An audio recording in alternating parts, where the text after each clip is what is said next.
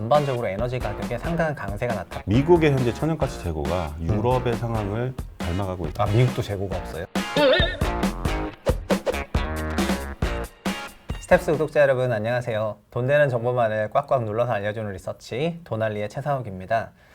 최근에 유럽에는 천연가스 가격이 굉장히 강세를 보이고 있다고 하는데 유가도 그렇고 전반적으로 에너지 가격에 상당한 강세가 나타나는 것 같습니다.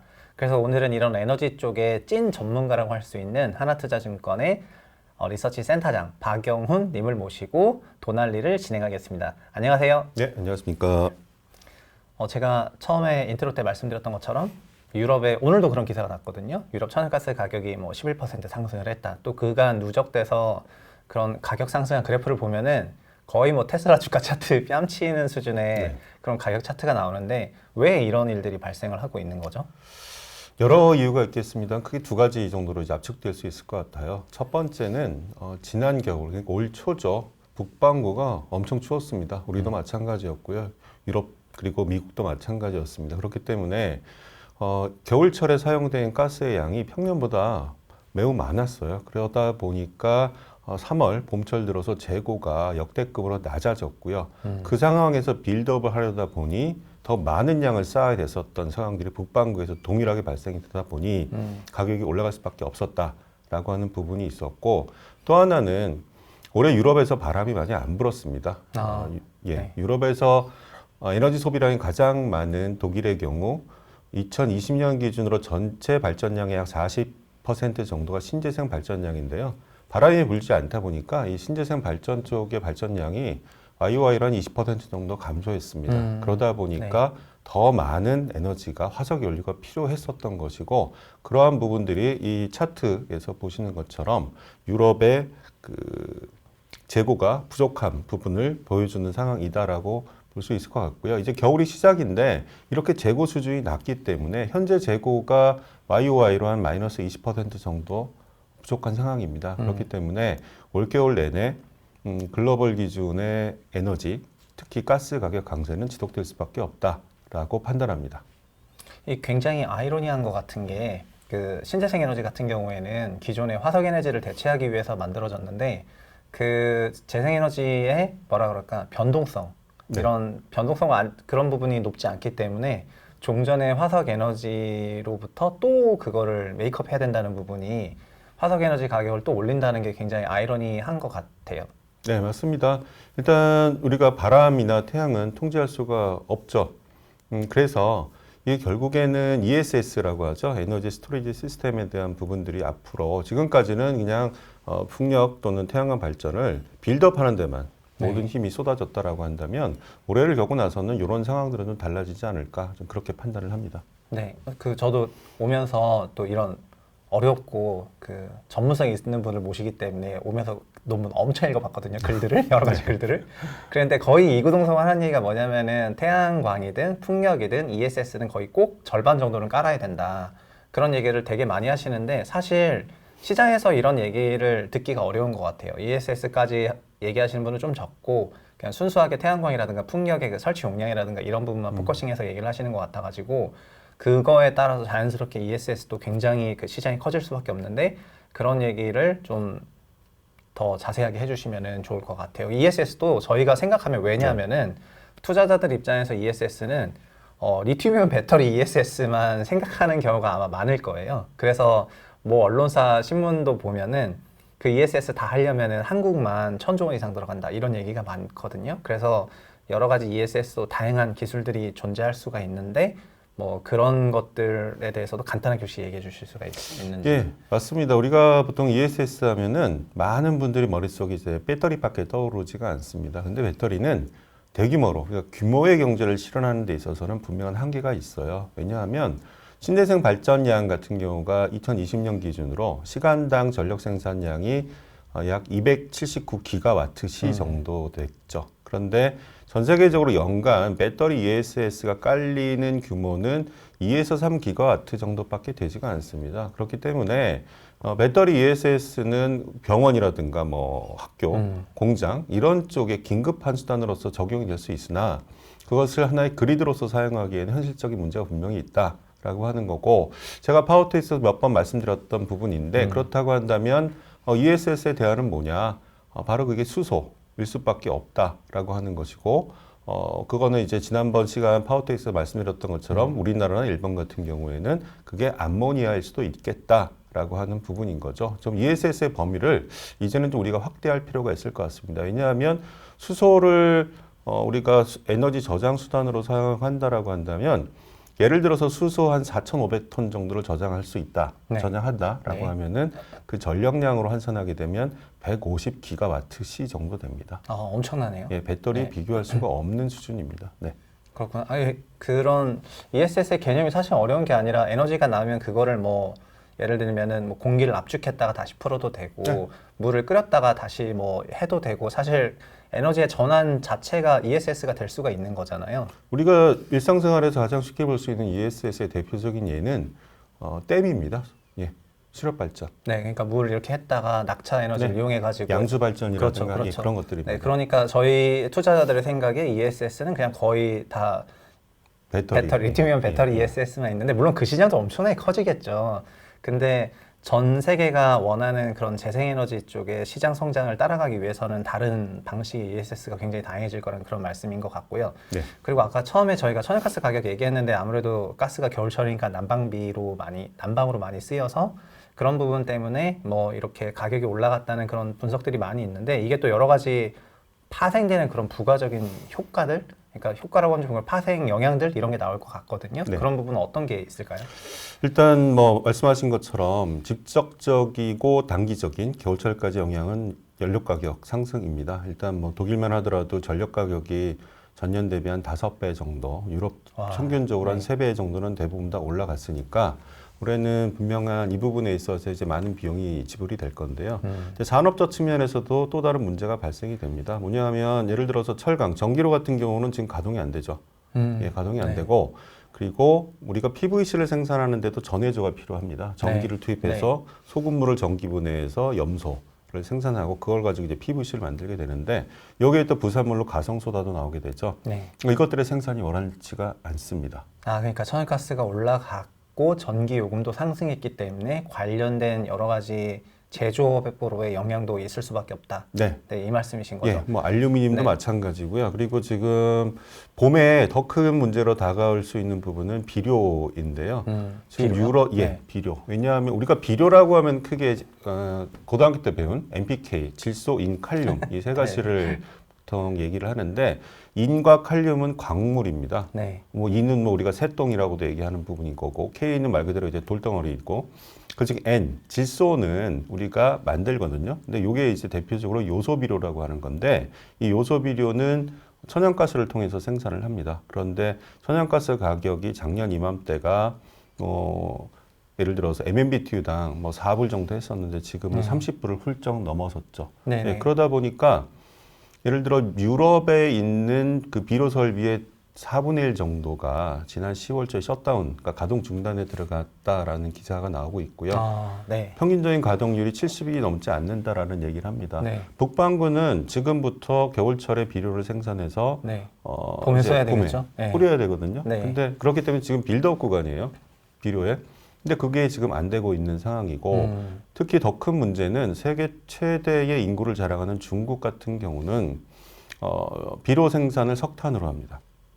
그런데 네. 석탄 대란이 지금 중국에서 네, 발생이 네, 되고 네. 있죠. 전력도 원활하지 않고, 그러다 보니까 지난주에 중국 정부가 비료 수출 금지라고 하는 정책을 이제 발표를 한 바도 있고요. 네네. 이제 피부로 느끼는 거죠. 정부에서 이런 정도의 정책이 나올 정도면 이미 상당히 심각하다라고 하는 거를 보여주는 상황입니다. 정부가 빠를 수는 없어요. 시장이 더 빠르거든요. 근데 네. 그러다 보니까 지금 뭐 비료 가격 같은 경우가 요소 비료가 작년에 톤당 한 200불 정도 하던 게 이번 주에 한 730불. 엄청나네요. 네. 근데 현재 가스 가격이 MMBTU당 30불 정도 수준임을 감안하면 비료 가격이 800불은 넘어야지 BEP입니다. 원재료 비용만 감안했을 때. 네. 거기에 이제 아퍼레이팅 코스트나 기타 등등을 감안하게 되면 900불 정도가 돼야 될 텐데 네네. 작년보다 그렇게 4배 정도 오른 가격이 되는 거잖아요. 네네네. 그러면 농민들이 이 비료를 사서 농사를 짓겠는가? 그럼 이제 덜 키우든가 아니면 정말 농물 가격이 크게 올라야 되든가 네. 교통정리가 심플하게 돼. 근데 저도 제가 알제리 있었을 때, 그러니까 이집트도 마찬가지인데 그 퍼틸라이저라 그래가지고 그 동네가 천연가스가 많이 나다 보니까 그 천연가스를 가지고 비료를 많이 만들었었거든요. 근데 그때는 물론 그게 지금 12년 전 얘기인데 네. 그 당시에는 천연가스가 너무 싸서 MMBTU당 너무 싸가지고 사실상 제로 코스트였다 보니까 그렇죠. 네. 그 기체를 이용한 퍼틸라이저를 많이 만들었는데 이제 그런 설비도 다 멈췄을 것 같아요. 그 기체 기반의 그런 게 다 멈췄을 것 같고 지금 MMBTU당 거의 뭐 30불 정도 육박한다고 하면은 뭐 이거는 뭐 거의 비료가 아니라 금비료 금비료라고 해야 될 정도로 너무 비싸가지고 그런 걸 먹으면서 커야 되는 또 곡물이 있는데 그럼 내년에 아직은 안 왔지만 이제 겨울이니까요. 아직은 안 왔지만 난방 수요가 끝나도 아까 보통 천연가스 가격은 겨울엔 좀 강세기 때문에 좀 봄 되면 좀 괜찮아지지 않겠냐 이런 생각을 할 수가 있는데 봄에 빌드업을 해야 되는 비료 쪽에 또 쇼티지가 날 가능성이 높고 이게 또 올라가면은 또 곡물 가격의 상승 압력도 느껴질 수가 있고 여러 가지로 다 엮여 있어서 네, 맞습니다. 이게 원래 과거에는 뭔가 올라간다고 하면은 제 기분이 좋았는데 요새는 뭐 좀 올라간다고 하면은 살짝 걱정이 되는 게 없지 않거든요. 주식 생활을 오래 했나 봐요. 그래서 여러 가지 물가 상승에 대한 압력을 최근에 이렇게 이런 얘기를 들으면은 느낄 수밖에 없는 것 같습니다. 그러면은 뭐 그렇다고 뭐 천년만년 강세는 잘 모르겠고 이런 굉장한 천연가스 가격 강세가 좀 뭐라 그럴까 뭐 진정이 된다거나 할 만한 그런 뭐가 있을까요? 일단 우리가 지난 2000년 이후에 이제 이런 비료라든가 일반적인 커머더티 가격의 강세가 언제 있었는가라고 생각해 보면 08년도가 있었고요. 그때는 모든 커머더티들이 다 미친 듯이 랠리를 보였었죠. 네. 근데 이때는 수요가 워낙 좋았었다라고 하는 부분이 좀 컸습니다. 그리고 12, 13년도 같은 경우에도 경기가 괜찮았거든요. 네, 그때도 네. 뭐 유가든 천연가스 가격이든 다 괜찮았어요. 근데 음. 지금의 상황은 기본적으로 공급 부족에 의한 상황이기 네. 때문에 과거와는 전혀 다른 모습이다라고 하는 거고, 물론 이게 계속 가지는 않을 겁니다. 계속 가지는 않을 거고, 분명히 봄이 되면 어느 정도 진정될 가능성도 분명히 높은 거는 맞는데, 저는 크게 두 가지 문제로 인해서 이건 내년 하반기에는 더 세게 올 수도 있겠다라는 생각을 합니다. 뭐냐 하면 2014년 하반기 유가 폭락 이후 15년도부터 2020년까지 전 세계 E&P 투자 금액이 2014년 대비 거의 한 3-40% 수준으로 대폭 줄었어요. 이거는 신규로 원유라든가 아니면 네. 가스를 발견하기 위한 돈이 대폭 줄었기 때문에 네. 앞으로 나올 것도 그렇게 많지가 사실은 그렇구나. 업스트림을 않습니다. 요새 안 하나 보네요. 그런 네. 투자를. 뭐 최근에 또 늘어날 거다라는 네. 얘기는 하는데 최근에 늘어난다 하더라도 이거는 3, 4년 후의 일이기 때문에 지금 당장 이슈는 분명히 아닐 거고, 그래서 저희 하우스 같은 경우는 뭐 이번에 급등이 있기 전에 항상 지론 중에 하나가 이러한 이유로 23년도에 다시 유가 100불 간다라고 계속 말씀드리고 있습니다만 생각보다 그 시기가 좀 빨리 온 것 같고요. 그거는 이제 긴 그림에서의 판단인 거고, 짧은 그림화에서의 판단은 뭐냐면 내년 하반기에 다시 이러한 상황이 더 강하게 올 것이다라고 판단하는 가장 큰 이유는 미국의 현재 천연가스 재고가 유럽의 상황을 닮아가고 있습니다. 아, 미국도 재고가 없어요? 네, 미국 같은 경우가 네. 일단 미국이 이제 이전에 원유 생산량이 1,300만 배럴대였는데 지금은 1,100만 배럴대 초반에서 계속 유지가 되고 있어요. 유가가 네. 이렇게 올랐음에도 불구하고. 네. 근데 미국 같은 경우는 특히 원유 수출 같은 경우는 그들은 여전히 일부 수입을 하는 부분이 있어요. 석유 네, 제품은 네. 수입, 네. 가솔린, 디젤은 수출하지만 근데 가스 같은 경우는 순수출 국가거든요. 네. 그런데 2018년도 같은 경우에 이제 미국의 천연가스 수출량은 불과 얼마 안 됐습니다. 한 2천만 톤 내외 정도밖에 안 됐는데요. 올해 한 8월 달까지 미국의 LNG, 천연가스 수출량 같은 경우는 글로벌 1, 2위인 호주나 카타르 수준에 육박해 있습니다. 그럼 몇 천만 톤? 거의 그러니까 올해 네, 기준 네. 걔네들이 1년에 한 7,500만 톤 내외 네, 정도 네. 수출하니까요. 엄청나네요. 예, 작년 대비 50% 이상 미국의 LNG 수출이 이제 증가를 했죠. 그러니까 미국의 재고가 감소한 이유가 수출이 많이 늘어났기 때문입니다. 뭐 요새는 중국에도 수출한다는 그런 얘기가 있던데. 중국이 미국의 SOS를 네, 쳤죠. 네. 네. 그러면, 그래서 이게 이제 여러 가지 문제죠. 미국이 수출을 많이 함으로 인해서 발생되는 미국의 가스 가격은 내수 가격이 올라가는 효과가 발생이 돼요. 재고가 네, 그럴 것 부족하니까. 같습니다. 근데 네, 이제 호주가 가격이 그렇기 때문에요. 네, 맞습니다. 그리고 근데 이제 카타르나 러시아 같은 경우는 가스 LNG 수출 가격이 보통 유가 나누기 6분의 1 네. 정도 수준이 네. 결정이 되는데 미국 같은 경우는 헨리허브 기준이거든요.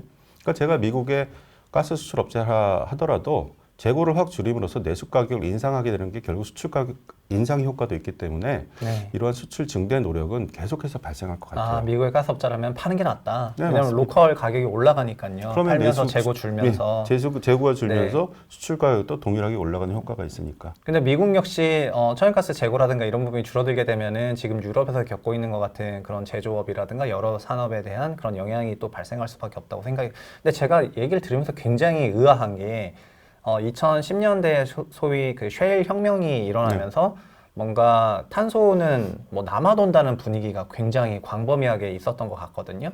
그리고 지금 탄소 중립으로의 전환은 그렇게 남아도는데도 불구하고 좀 시대적으로 지구를 위해서 가야 되니까 그렇게 가야 되는 그런 스토리로 듣고 있는데, 근데 지금 업스트림 투자도 잘 안 하고 뭔가 이 가격은 이제 굉장히 올라가고 있고 이게 또 쇼티지라고 하고 이러니까 이런 부분에서 중간에 어떤 거대한 변곡점이 있었는지 제가 뭘로 쳤나 이런 생각이 많이 들어요. 거대한 변곡점이라기보다 앞서 말씀드렸던 것처럼 2015년도부터 누적되어 있었던 상황이 터졌다라고 보고 있고, 그런 상황에서 이제 우리가 지난 2, 3년 전부터 글로벌 기준으로 많이 얘기됐던 게 바로 ESG, 특히 네. 이제 E, 환경 관련된 부분인 거죠. 그러다 이 ESG가 강조되다 보니까 엑슨모빌이나 쉐브론, 토탈 같은 애들이 시장에서는 거의 쓰레기 같은 평가와 취급을 받았고, 네. 그렇기 때문에 얘네들의 이제 신용등급, 무디스 기준 신용등급 같은 경우가 한 7, 8년 전에 100점 만점 기준은 95점이었다면 지금 80점이에요.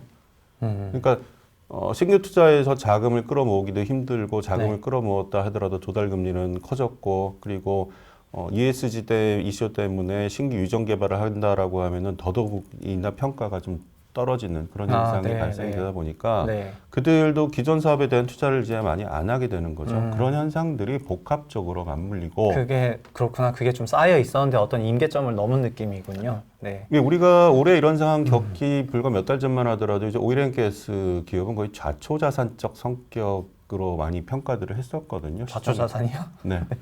그러니까 근데 문제는 네. 우리는 앞으로 기름과 가스를 적어도 15에서 20년은 더 써야 한다라는 건데, 그렇죠. 그 중간 과정에서 네. 이제 그게 없었죠. 뭘로 중간 과정을 메꿀 거냐라는 고민이 없었어요. 그러다가 이제 이런 상황을 맞다 보니까 별의별 이야기들이 다 나오게 되는 거죠. 그런 것 같네요. 그러니까 탄소 중립으로의 전환은 뭐 패러다임 변환이고 시대적인 흐름이라 하더라도 단기간에 그게 너무 빨리 진행되는 과정에서 네. 기존에 너무 많은 에너지원을 차지하고 있었던 그런 탄소에 대한 뭔가 배려가 없었네요. 맞습니다. 그래서 그 탄소가 지금 역습을 하고 있네요. 전 지구에. 우리 가격이 엄청나게 올라가가지고 뭐 이런 저급한 묘사가 맞는지 모르겠는데 이런 고급진 분을 모시고. 아니요, 저도 그 의견의 역습이죠. 네. 근데 이거는 우리가 스스로 이제 이런 상황을 유발했다라고 또 볼 수밖에 없어요. 예. 네.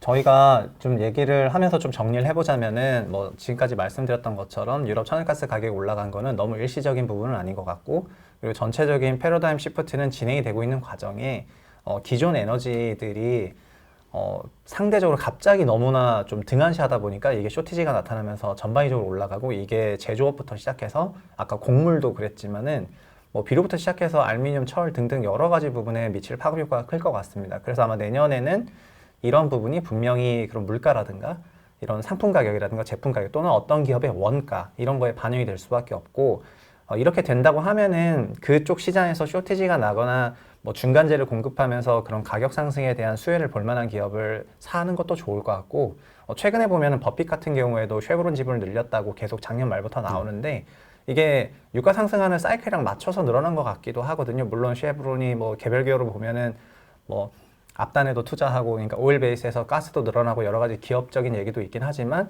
뭐 유가 올라가는 과정에서 오일 기업을 사는 건 너무 당연한 거지 않습니까? 맞습니다. 그런 것도 보면은 이런 식으로 해지를 할 수 있거나 또 다른 이렇게 투자 기회를 잡아가지고 할 수 있는 것도 같고요. 그리고 반대로 내년에 그냥 막연하게 뭐 여러 가지로 다 공급난이라 이런 부분이 다 잘 풀릴 거라고 생각했다가 상당히 생각하지도 않았던 그런 물가 상승의 충격 속에서 기업 실적이 좀 충격받거나 아니면 반대로 기업 실적이 굉장히 서프라이즈를 내거나 할 만한 기업들이 등장할 수도 있기 때문에 파워투엑스의 우리 전문가이신 박영호님은 계속 모셔가지고 그 얘기를 계속 들어봐야 될 필요성을 이번에 또 새로 굉장히 느낍니다. 물론 별도의 그런 프로그램도 운용을 하고 계시지만 이렇게 또 대담을 통해서 갖고 계신 기업들을 제가 입으로 끄집어내는 게 목표이기 때문에 여튼 오늘 얘기를 통해서 여러 가지 인사이트를 얻으셨으면 좋겠고요. 이렇게 또 바쁜 시간 내주셔가지고 이런 좋은 얘기 해주셔서 너무 감사드립니다. 인사하고 마치겠습니다. 네. 감사합니다. 네, 고맙습니다.